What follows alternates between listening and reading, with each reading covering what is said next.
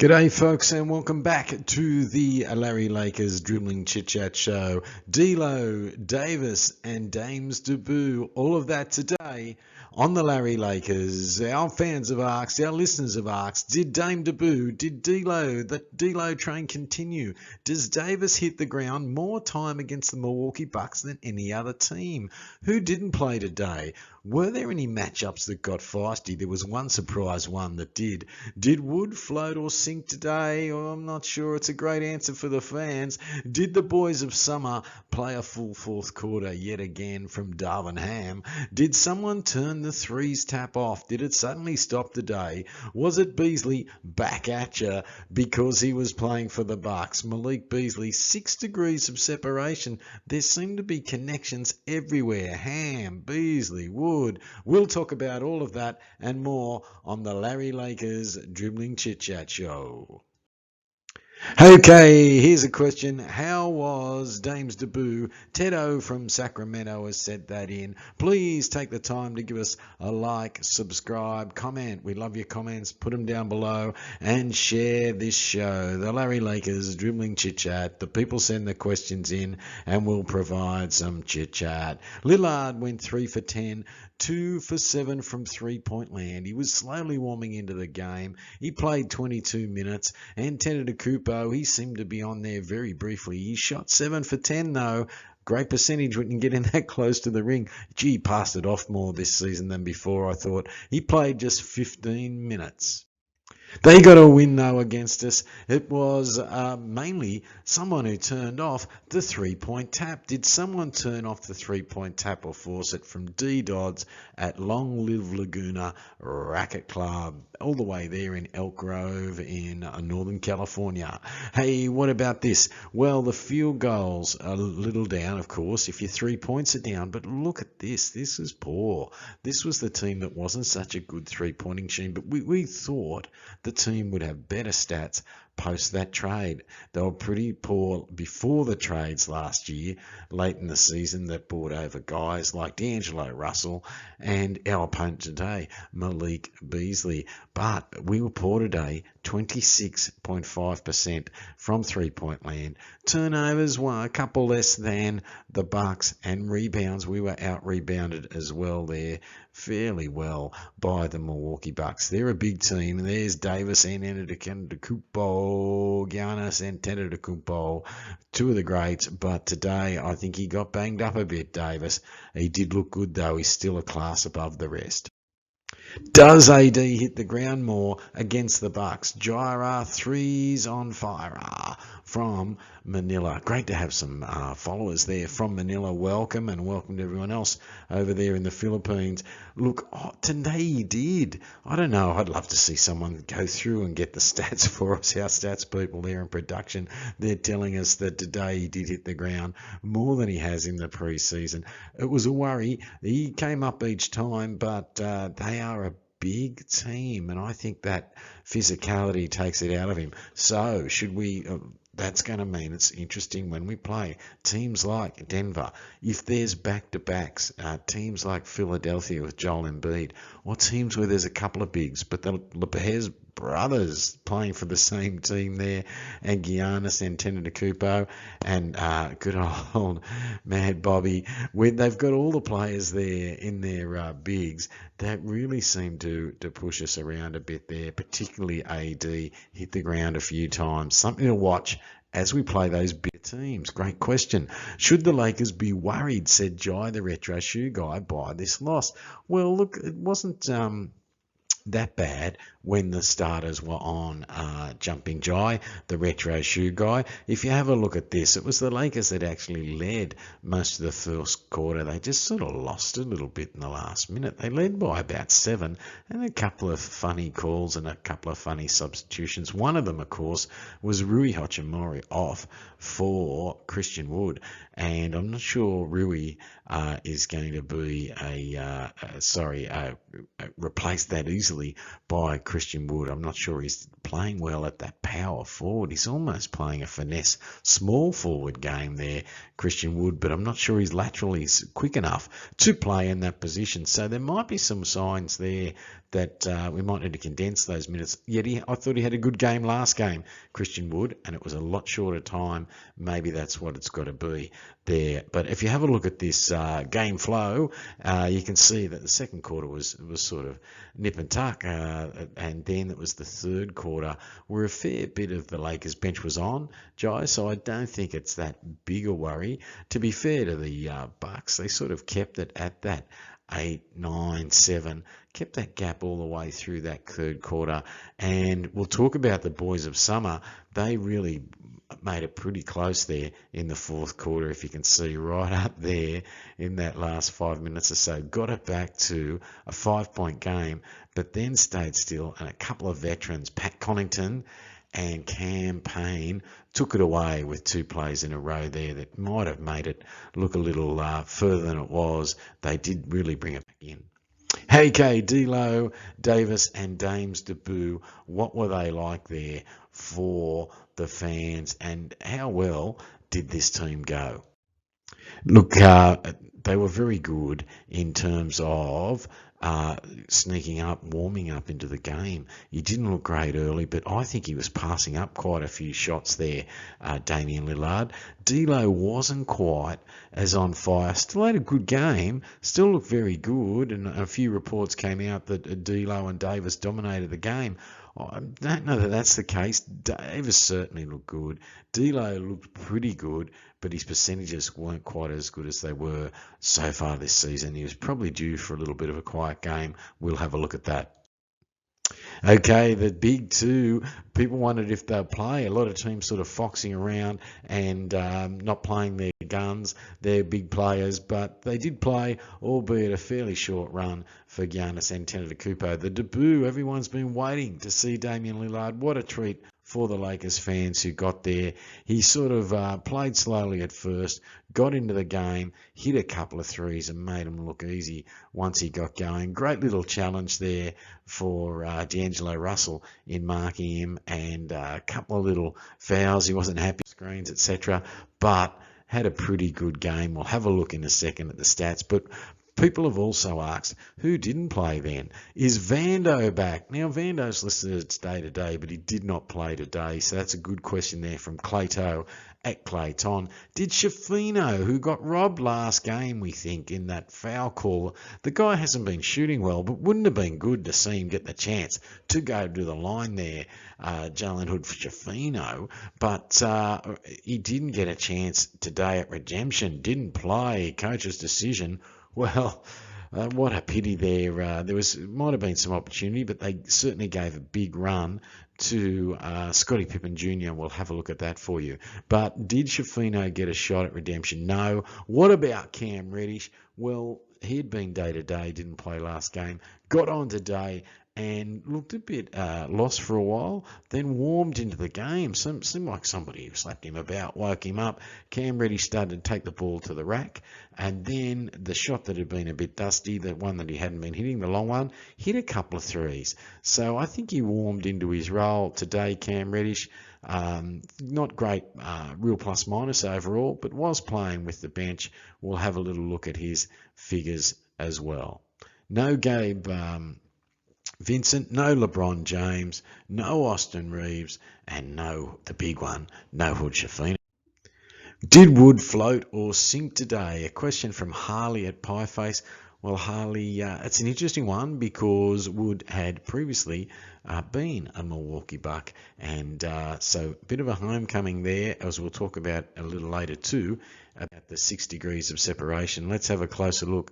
Unusual for Wood. He was a starter in this combination. Davis, as we said, 19 minutes, 5 of 8 shooting, 1 of 2. He hit that 3 way up at the top of the key. So really nice, and it was a quick release. So promising there. What's also promising in the Davis story is the 5 from 5. So far this preseason, his free throws have been good, which was one of the things that was so consistent in the bubble the year the Lakers won. He was such a reliable three-point shooter, and I think that carries out to his shots a little further out, mid-range, those long. He sometimes takes a long mid-ranger, Davis, but if he can nail them, it really stretches, and then he's got a chance of getting that three, of course. 16 points at +3.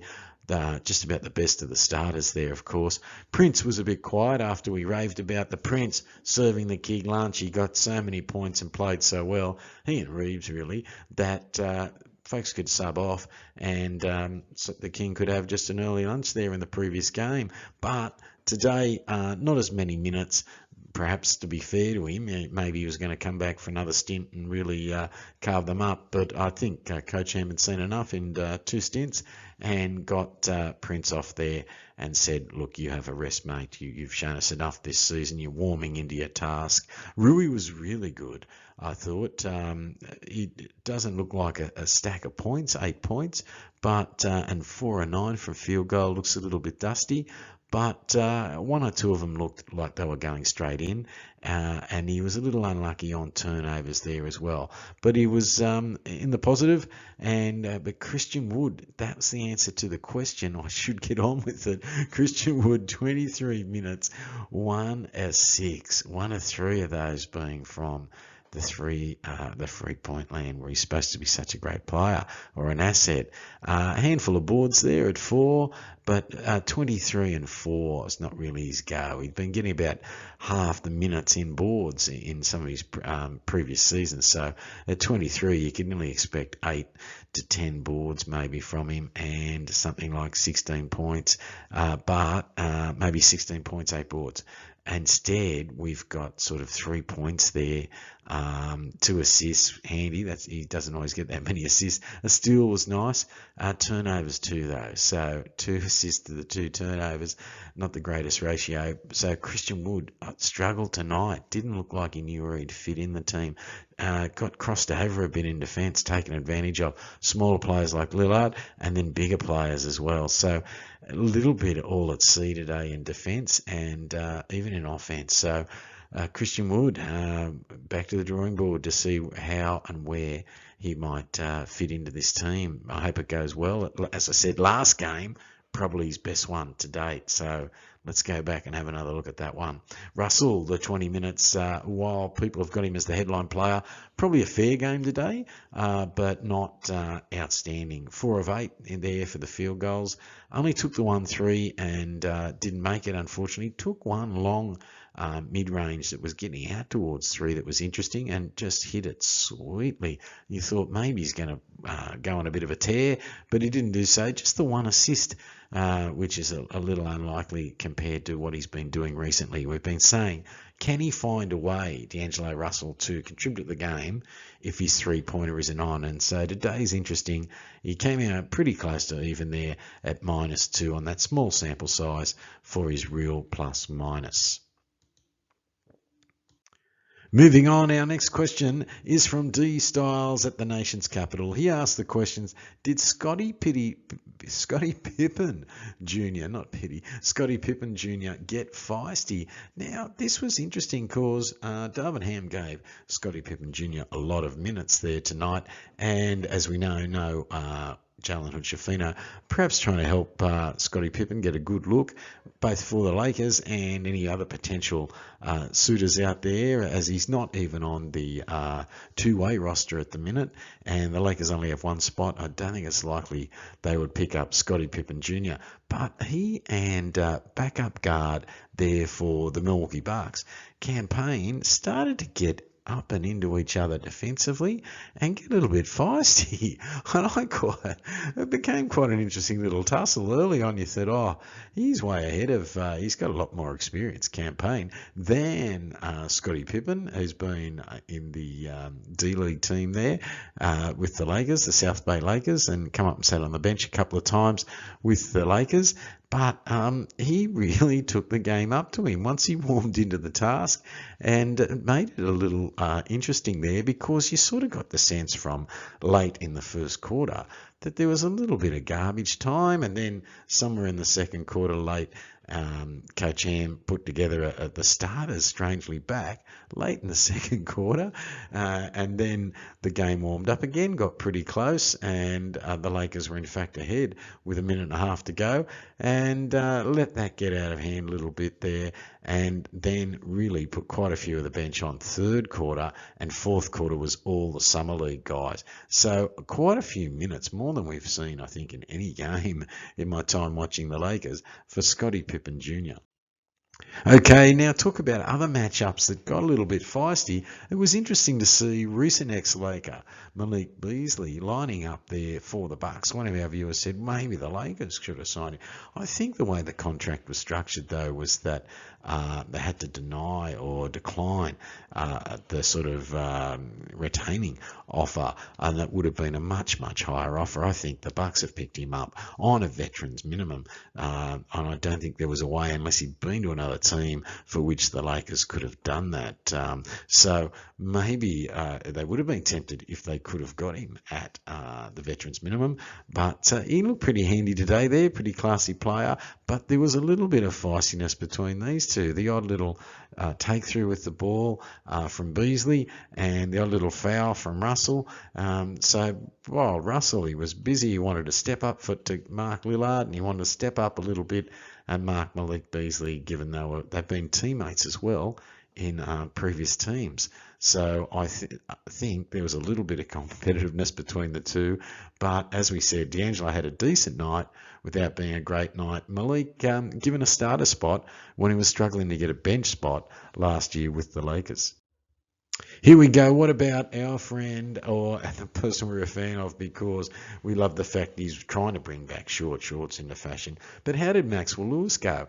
Look, this is where stats can be a bit funny. A real plus minus has actually given him +5, but it's a pretty small sample. And for a guy who's only hit 1 of 5 field goals, you'd wonder how that could happen. But he was on at a time there. Remember we said the starters in the first quarter really looked like they were as good as the Milwaukee Bucks. And strangely, late in the first quarter, it was almost like garbage time. I'm not sure what was going on there. And then through a bit of the first half of the second quarter, later half of the second quarter, Darvin Ham brought back pretty close to a starting lineup, and weaved into that after a little while Maxwell Lewis. There was some beautiful ball movement, and he was on the end of a great passage of play and hit a beautiful three. It was also interesting and probably clever from Darvin Ham to try and give Maxwell Lewis a look with some higher quality players instead of just the Summer League players that we're used to seeing him with, because he's been earning that time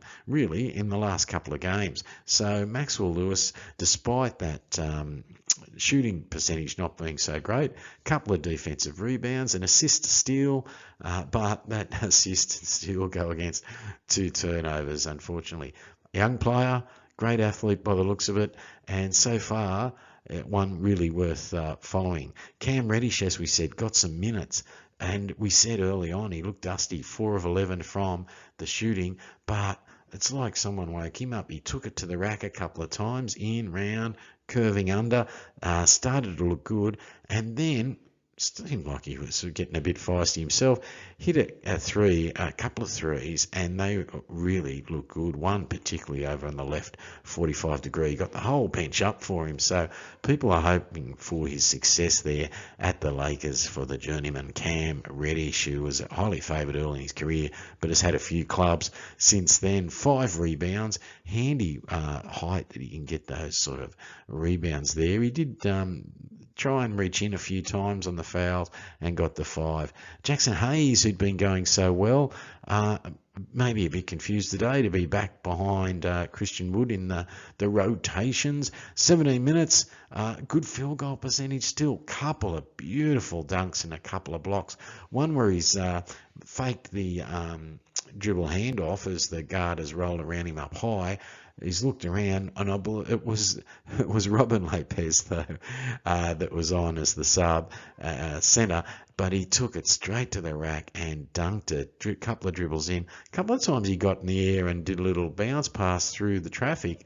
I thought, oh, this guy's stuck. This is going to be a travel. But maybe there's a pass in his game as well. Today he got 4 assists to go with his 6 rebounds. So an interesting little mixed bag, despite being -10. Some interesting mix of odds and sods, like a mixed bag of lollies. And some of them in there were good. Some of them you wondered about. But Jackson Hayes still a work in progress, but worth having a bigger look at, and just whether we can get that consistency. But there's some intriguing things, as I guess there always was at the Pelicans, but eventually the intrigue stopped, and here he is at the Lakers. Let's see what happens for him. Colin Castleton, the 12 minutes for the Summer League. Guys, as we said, the full last quarter, that's really what that is. 2 of 5 there, 5 on the rebounds, but the 3 blocks, a little bit like the Jackson Hayes blocking the shots, another 3. So a bit of a block party there for Hayes and Castleton that really got the fan and the supporters off the bench there. Max Christie, plenty of minutes for him tonight with 26. As we said, Scottie Pippen got the 25. 26 for Max Christie, 4 out of 10, 1 from the 3. It was a lovely 3 hit.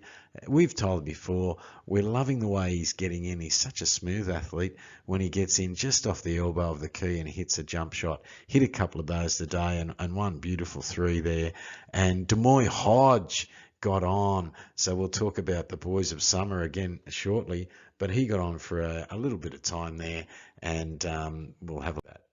So the Boys of Summer, the Summer League, they played the whole 4th quarter. Scottie Pippen Jr., as we said, was on for a fair way through the game, but the 4th quarter, he sat off for a while, and they brought on the Boys of Summer, and they brought on DLo. He got a bit of a game there as well. First time we've really seen some minutes from him. And then Scottie Pippen came on for the second stint of that last quarter. So 6 for Bo, and then Scottie Pippen back on. Scottie Pippen, unfortunately, needed to hit a few more points. 2 of 9 was a little dusty. Hit one beautiful 3, but a couple of them before that were pretty close to air balls.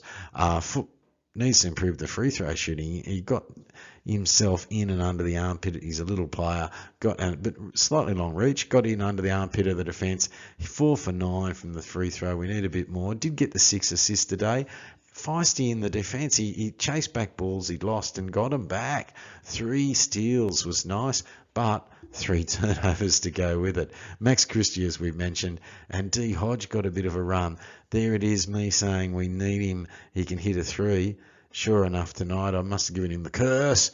D. Hodge, he's had 0 for 4, but 3 of 8 on the field goals. He was good on layups, getting to the basket, attacking the rim, being available off the cut for long outlets, and getting through a little bit of traffic, a little Euro on 1 and up. But the other thing I still like is steals. Where is he there? He's usually good on the steals. Unfortunately today, only 0 on the steals. But defensively, he seems to get in and tap the ball and be a defensively interesting player. I'd like to see more of him. Okay, as we said, a good look today at Scottie Pippen Jr., and he was our feisty player of the day for the Lakers. Okay, what about all these connections? Why do you say there was a whole lot of connections and 6 degrees of separation? Says Jay Foy at Ball is a Joy. Well, that's a really good call sign, Jay Foy.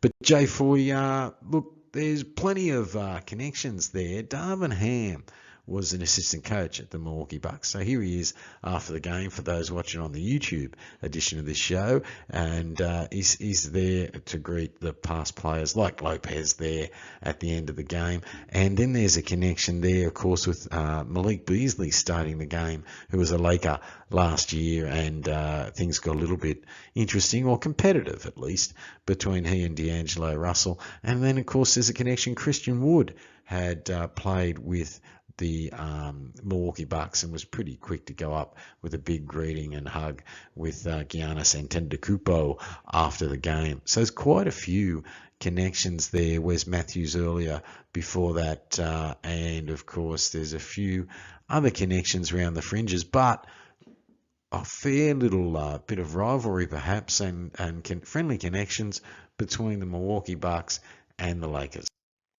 Now, what's coming up next game? Will the big three play? We've got 4 days rest, so does that mean we might see LeBron one more time warming up? Will Austin Reeves suit up again? More importantly, Jalen Hood-Schifino, Vando, will Gabe Vincent get back onto the court? I'd say, look, there's a good chance we'd see Gabe Vincent back. Vando might want to get a little bit of a warm-up. LeBron, particularly with the 4-day rest. And then we'll have so many players. How are we going to get them all on? Well, we still have the fourth quarter for the boys of summer. How will Coach get all those people on and have a good look at all those combinations? Because we haven't really had everyone available. Good problem to have, but how's he going to make all of this fit together?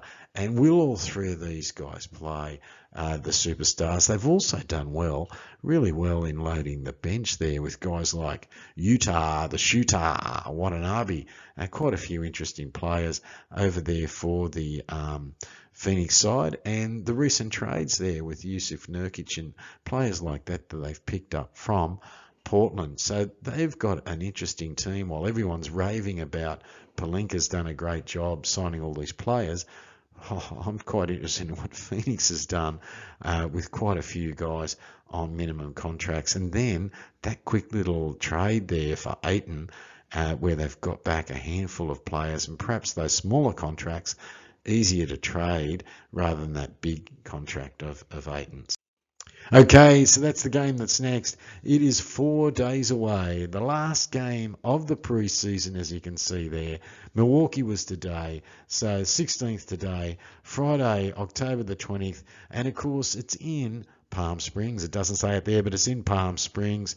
That'll be an interesting sort of climate or midway point, perhaps, for Phoenix, or middle ground for Phoenix and the Lakers. And we'll see how these guys go and how they decide to fit all these players in. If you've got the chance, give us a like, comment, share, subscribe, and go and have a listen to the podcast. We usually get this up on podcast. If you've got to drive, you haven't got time to watch the YouTube, you started on maybe on the YouTube and you've got to go to work, get it on the podcast in the car. You've been listening to the Larry Lakers. Send your questions in to the thelarrylakers@gmail.com, and we'd love to get them as well. You can put them in the comments below. Give us a like. Thanks for your time, and until the next game, travel safely. Thank you.